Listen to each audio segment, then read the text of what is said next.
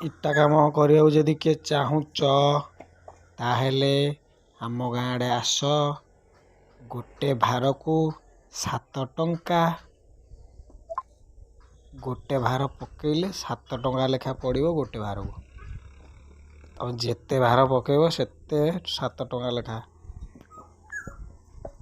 ଆମ ଆଡ଼େ ସବୁବେଳେ ରେଗୁଲାର କାମ। ଆଉ ପୁରା 6 ମାସ କଣ୍ଟିନ୍ୟୁ କାମ କରିବ।